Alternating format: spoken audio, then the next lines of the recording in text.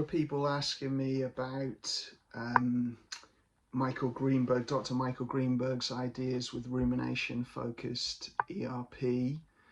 And yeah, so here's some thoughts on that approach. I really appreciate Michael Greenberg's thinking and precision, and I think some of what he's articulated with compulsions and if you go to his website, some of his articles, the way he articulates mental compulsions, the way he articulates attention and awareness, and a lot of his concepts I think are fantastic, and he's certainly a good voice in the OCD world. And my team, the Integrative Center for OCD Therapy, we've had him in to do some training. And I think in some ways we're shooting for the same goal. He's articulating it very simply: just drop compulsions. He might word it differently, but essentially just stop ruminating. And that's it. He's not even talking about focusing into life or anything, just learning to stop the mental compulsions. And I think we are aiming for the same sort of thing with ACT. I mean, he has been quite critical of ACT in places, and I think that's a shame, because some of his arguments I would see as a bit of a straw man caricature of ACT, rather than understanding really what ACT's about. It isn't just putting up with symptoms. Values aren't morals. You're not mindfully ruminating when you do diffusion. All these ideas are, I would say, straw man arguments of someone who hasn't practiced it. But leaving that aside, I think there's a lot of overlap, and really in some ways we're just shooting for the same thing. And I certainly appreciate his precision and his thinking, and I think he's very compassionate, is how the sense of him that I get. And he is trying to help and further the field of OCD recovery. So the rumination part of his skills, it's definitely been something I've really appreciated reading, and it's got me thinking about aspects of ACT. And in some ways there's a lot of overlap with metacognitive therapy as well. I'm always interested how much he was influenced by that. Because Adrian Wells' metacognitive therapy, there's a lot of similarity, and Adrian Wells critiqued ACT in a similar way, saying that if you're just diffusing, you're going to be ruminating, or threat monitoring. He has some of the same ideas around attention, and I've gotten a lot from metacognitive therapy. But I just find all of those techniques, they don't account for the messiness of human brains, or at least not my brain. So I don't relate to it being so precise and clear in both Michael Greenberg's work and metacognitive therapy, where it's so easy to differentiate between the trigger thoughts or the obsessions or intrusive thoughts and the compulsions. For me, it was much messier.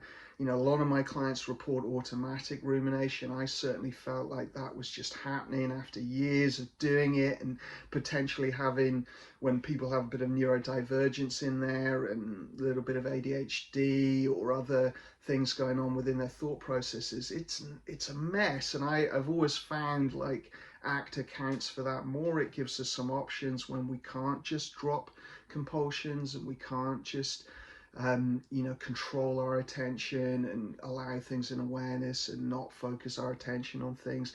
To me, it was just so much messy. And if I'd gone to that approach when I was working on recovery, I'd have been like, there's no hope for me, because I didn't hear half of what you just said, because I was ruminating. And I'm trying to do, I would have tried to have done the techniques, and like many people have reached out to me, and I've had clients that have tried these techniques, and they've really just ended up, demonizing any kind of rumination and really making it a compulsive control agenda, which of course you could say about any technique and have that. But I've certainly spoke to quite a few people now that have had that experience, and the same with metacognitive therapy techniques, which again I do like. So I'm not meaning to say critique. I just think there isn't one way for everyone.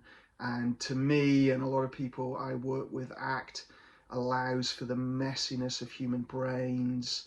You know, if you talk to someone struggling with depression, that's having onset, you know, nighttime onset rumination around sort of insomnia, and you tell them to just drop it, they're going to say, what are you talking about?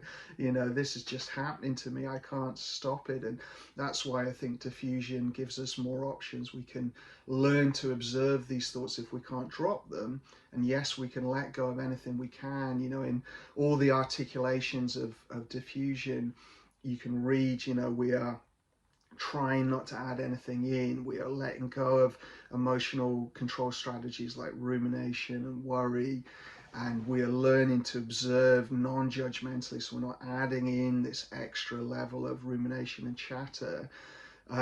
But we have a tool that if the mind is just very, very active, I can still distance from it, and over time it might become clearer what I can let go of. So I feel like I got to a place where I could use Michael's techniques, but that came through ACT, that, you know, to be able to feel what was rumination and what was you know, the automatic intrusive thoughts or automatic intrusive sensations, things that were in my awareness in an aversive way that I couldn't just stop my attention going to. You know, it's all good and well letting things be in awareness, but what if they're very aversive, like pain? You know, if you tell someone with pain, chronic pain, you know, oh, just allow the pain in your awareness and don't direct your attention to it, they're gonna probably punch you in the face, because it's so, you know, I've worked a lot with pain disorders in the past. I've done a lot of ACT for pain, and people are really, you know, they can get very angry at the idea that I can just stop my attention going to something. So I think that ACT provides us a lot of stuff for the body as well. If we can't, you know, just stop our threat monitoring and attention going to aversive symptoms like hyperawareness, OCD, somatosensory, pain stuff, unpleasant physical sensations, etc. So I really appreciate his voice. I think for some people, undoubtedly, it's going to be as simple as that. You know, some people in the OCD world and, you know, some clinicians, their minds are really precise and simple. And I imagine, given how articulate and intelligent Michael seems, his mind is probably very good at, you know, sort of parsing these different components. But for those of us out there with minds that are pretty messy and don't have the same cognitive capacities, you know, I've just always found ACT to be more helpful. And I think there's a world where you can use the combinations of these tools and you can work them together. I certainly have been influenced by particularly the threat monitoring idea from metacognitive therapy, and I think that you can, I mean, I learned threat monitoring in compassion focused therapy first, but I think Paul probably drew from metacognitive maybe for that. So I think, you know, the best thing is to have someone who understands your OCD helping you with it, but they may be using a range of tools. And over in America, there's a lot of clinicians that, you know, their primary tool is ERP, but they're also using ACT, they're using metacognitive therapy. I imagine more and more people are probably using Michael's tools and ideas in there. Well, and I think that's what we got to do, because the existing gold standard treatments don't help everyone. You know, there are residual symptoms that are still tough to deal with, even if it does help get out of a chronic position. So to have some additional tools is ideal, and I think Michael's ideas are great for that. But I do think that he was quite zealous in how he critiqued ACT when he first appeared on some podcasts, and I didn't like that, because, you know, I guess ACT has been so helpful to me beyond anything in terms of my OCD and my mental health and just everything. And I, you know, it was tough to hear some of that critique when I felt it wasn't understanding how you use ACT, and I worried about people who are just starting to use ACT together with their ERP, and it's going to put doubt in their mind. And, you know, let's face it, there is a big aspect in therapy where if a rationale makes sense and you believe in it, at least you understand and you resonate with it, you're going to get a better result. Like anything in life, there's an element of placebo, and you know, there is placebo in therapy. And I don't mean that in a negative way, I mean that in a positive way. And that's why, you know, some of the great ERP clinicians are great at selling what they're doing and inspiring people. And you know, we just don't want things that are putting people off evidence-based treatment. So yeah, I think the other thing I don't like is the way he sort of articulates that if you get the rumination down, essentially you're going to control anxiety, or anxiety is going to go. You know, anxiety can only be there if you're ruminating. You can have fear without rumination, but you can't have anxiety without ruminating, or you know, having your attention on a symptom. And I just think it's messier than that. And I think if you're going to make a claim like that to a world of people that have anxiety and want a cure and want to escape it, you've got to have some evidence to back that up. You know, you can test that stuff easily. You can go in a lab and induce someone into an anxious situation, and then teach them to not ruminate, and measure galvanic skin response and heart rate and blood pressure and physiological markers for anxiety. So I that one I don't like, because I chased that for decades. You know, 20 years I was trying to find the cure to anxiety, and trying to find, in working with teachers and gurus and personal development people and therapy models and everything that sort of promised it could get rid of anxiety, and that to me just kept me stuck. So I don't like that claim without more evidence. I think that perhaps you can bring things down in intensity by not ruminating and not fixing your attention on symptoms. Yeah, you know, maybe it's fair to say you can bring things down a few notches, but that it won't be there. You know, I just think, you know, let's be realistic about these claims, because you have a whole world of people struggling with anxiety that are going to just run towards a claim like that because they want something to control it. So yeah, I mean, I think it'd be okay to say it might bring things down a few notches or make it easier. Or if you're really skilled at it, maybe it can minimize that. But you know, anxiety is not just the rumination centers of the brain. You know, they're like, if you look at Joseph Ledoux's work, there's a lot of anxiety that, you know, is just you know, we're an anxious species that is just threat detecting all the time, and some of us are higher in trait neuroticism, and we have higher levels of anxiety, and the best thing we can do is accept that and learn to live with that, and learn to not exacerbate it by amping it up, you know, which is kind of similar to what he's saying, but I just don't think it's a way of getting rid of anxiety. And the best results in my life as someone with panic disorder and depersonalization disorder and other anxiety things alongside OCD, the best thing has been acceptance beyond anything else.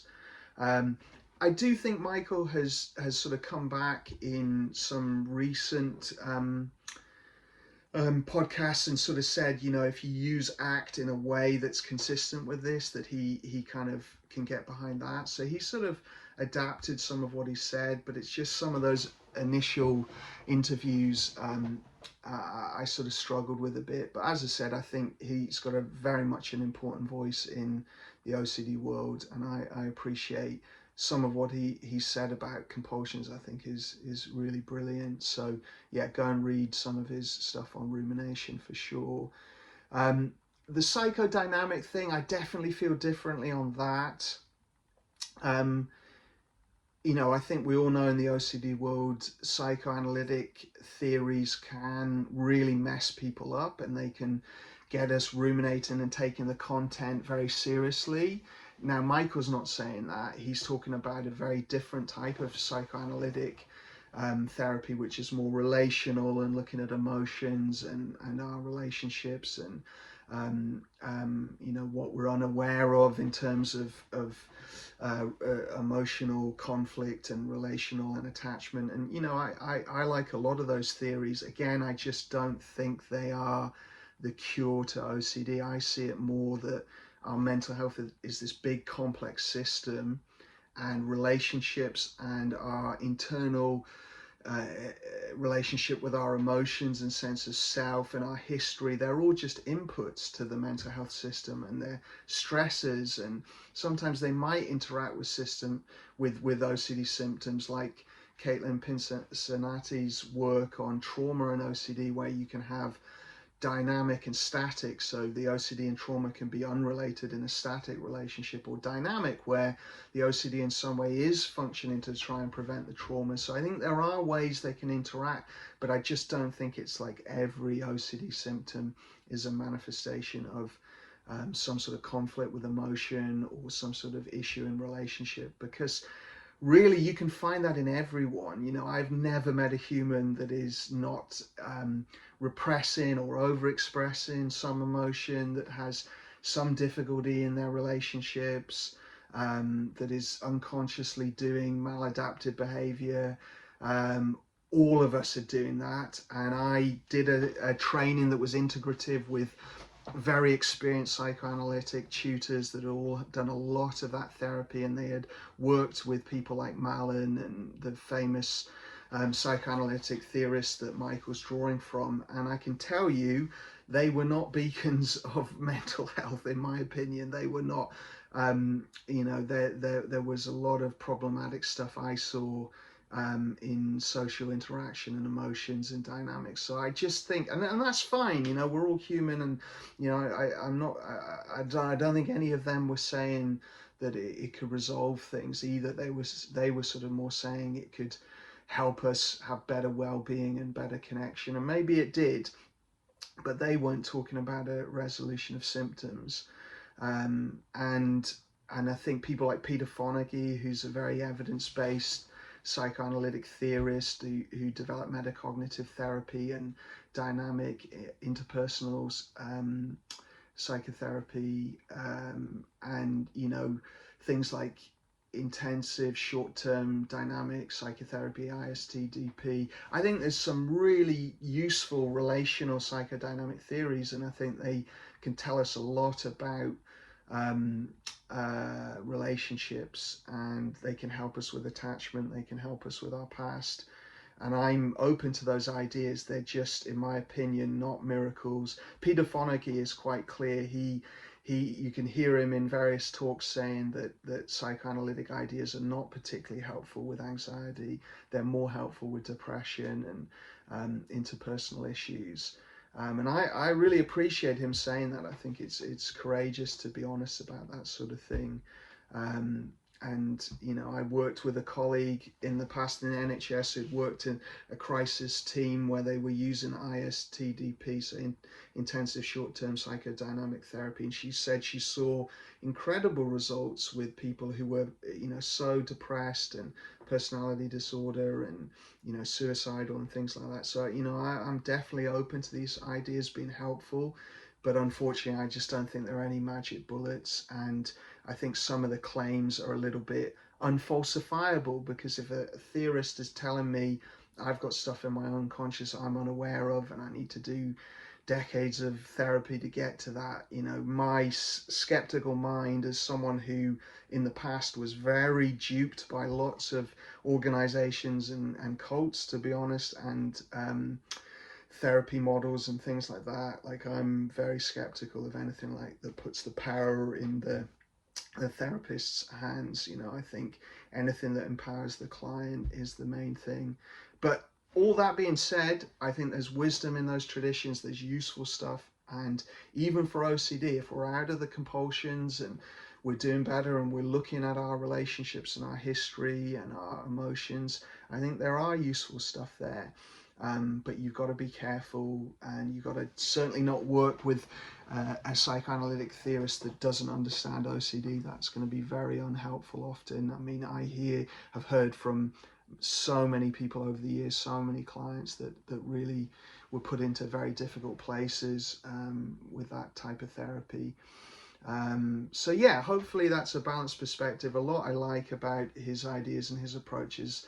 Hopefully you can see some of my reservations, but you know, that's the point of evidence-based practices that people debate and discuss and consider and put forward theories. That's the other thing. I think, it'd be fine to put forward these theories tentatively, but, sometimes people put things forward quite forcefully, and I think that attracts more attention, and we see that all the time online and things like that. But really, scientific ideas have to be, unfortunately, put forward very tentatively until they are tested and backed up. And I think that would be the other thing. It's, maybe these are all good hypotheses, but let's test them out. And psychoanalytic theories have made it through evidence-based credentials. Like in the UK, the National Institute for Clinical Excellence, NICE, that advised the NHS. There are evidence-based psychoanalytic theories like mentalization-based therapy. Peter Fonagy's idea, and dynamic and interpersonal psychotherapy and interpersonal psychotherapy. There are, and there are others as well. So it's not that these theories can make it through the evidence-based credentials if they can show good results in case studies, and then move it up into bigger studies, randomized controlled trials, and then eventually do some meta-analysis on things. You can get these therapies through. So I'm always wary when people say, oh, you can't research this, or there are ways, and there are a lot of people doing research on psychoanalytic theories. Peter Fonagy, as I said, is someone I've always admired, his approach to research and his the ways he's been pushing for sort of evidence-based psychoanalytic theories. So there are ways of researching it. So yeah, you've got to be careful, everyone, when you're exploring theories and things out there. And I don't mean Michael here. I'm just talking generally on what you read and hear on the internet. And evidence-based is great. There are limits to evidence-based treatments, as we know from it not being able to help everyone, but they're a good starting place. And ACT as an adjunct to ERP is recommended now by the IOCDF, the International OCD Foundation. So a lot of what we're talking about here is really in the evidence-based world.